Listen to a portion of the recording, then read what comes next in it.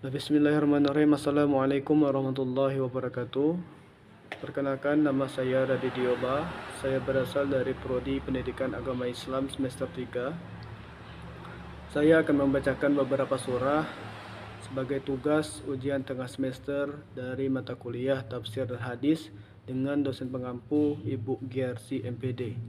Surah yang pertama yaitu surah Al-Mujadilah ayat 11. A'udzu billahi minasy syaithanir rajim. Bismillahirrahmanirrahim.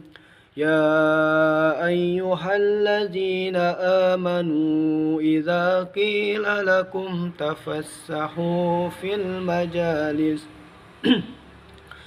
إذا قيل لكم تفسحوا في المجالس فافسحوا يفسح الله لكم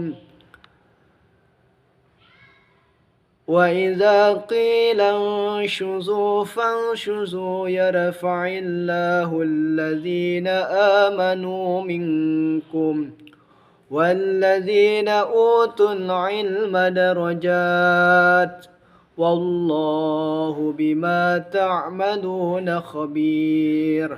Artinya, wahai orang-orang yang beriman, apabila dikatakan kepadamu, berlapang-lapanglah kalian di dalam majelis, maka lapangkanlah.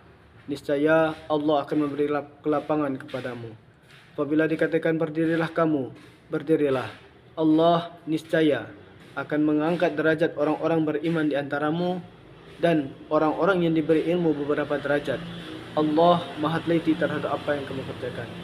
Dalam surah ini Allah Subhanahu wa taala memerintahkan kepada kita untuk menghindari perbuatan seperti berbisik-bisik ataupun pembicaraan rahasia, karena hal tersebut bisa menimbulkan hal-hal yang tidak enak kepada muslim lainnya.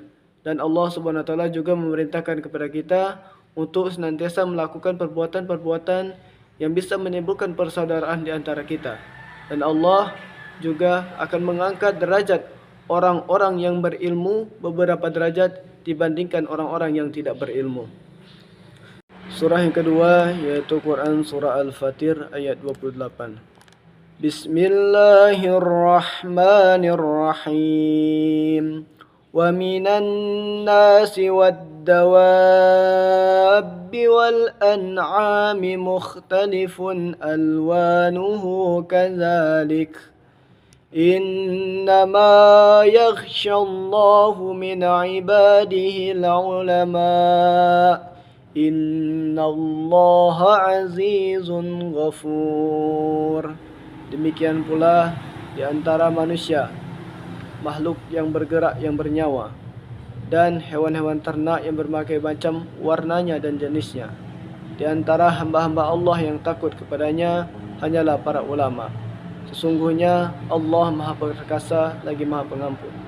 Di dalam surah ini Allah menjelaskan bahwasannya di antara makhluk ciptaan Allah Subhanahu wa taala yang memiliki nyawa dan bergerak, yang memiliki ketakutan yang besar dan ketaatan kepada Allah Subhanahu wa taala hanyalah para ulama.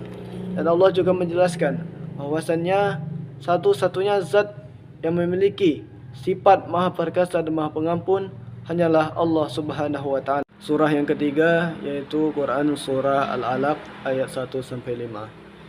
Bismillahirrahmanirrahim.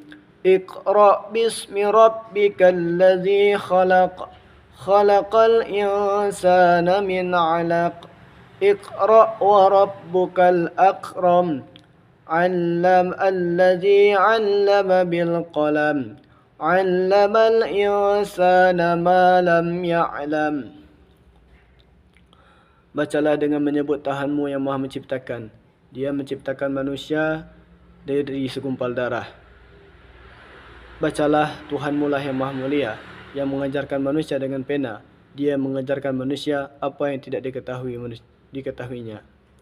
Dalam surah ini Allah Subhanahu wa taala menjelaskan bahwasanya tahap awal dalam proses pembelajaran manusia itu adalah membaca. Dan yang mengajarkan itu semua adalah Allah Subhanahu wa taala. Dia telah menciptakan manusia dari segumpal darah, kemudian mengajarkan manusia dengan perantara pena, dan mengajarkan manusia apa yang tidak manusia ketahui sebelumnya. Surah selanjutnya yaitu Quran Surah At-Taubah ayat 122. وَمَا كَانَ الْمُؤْمِنُونَ لِيَنْفِرُوا كَافَّةً فَلَوْلَا نَفَرَ مِنْ كُلِّ فِرْقَةٍ مِّنْهُمْ طَائِفَةٌ لِيَتَفَقَّهُوا فِي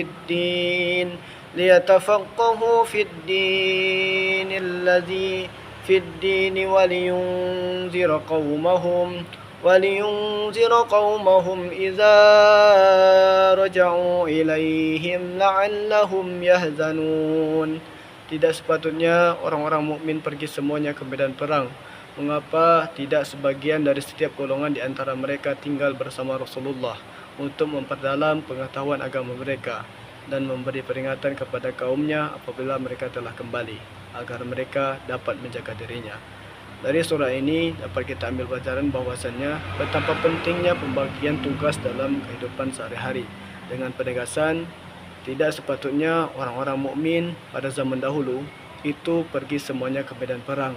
Hendaklah ada beberapa bagian dari mereka tinggal bersama Rasulullah untuk memperdalam pengetahuan agama mereka, agar nanti dengan ilmu pengetahuan tersebut mereka bisa memberikan peringatan kepada kaumnya dan bisa membedakan antara yang baik dan benar, dan bisa menghindari perbuatan-perbuatan yang melanggar Allah Subhanahu wa taala.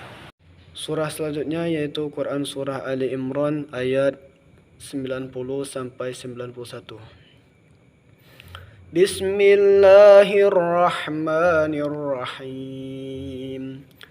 Innal ladzina kafaru ba'da imanihim wizdadul lan tuqbalu taubatuhum. Innal ladzina kafaru wa matu wa hum kuffarun falan yuqbalu min ahadihim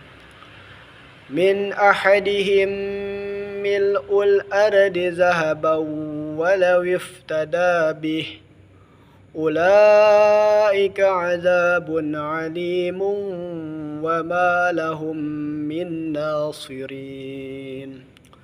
Sesungguhnya orang-orang yang kufur setelah beriman kemudian bertambah kekufurannya tidak akan diterima tobatnya, dan mereka itulah termasuk orang-orang yang sesat.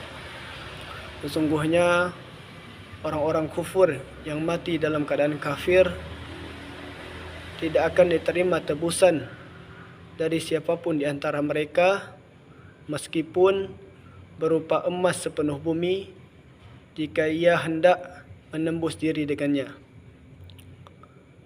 Merekalah yang akan mendapatkan azab yang pedih dan tidak akan ada penolong bagi mereka.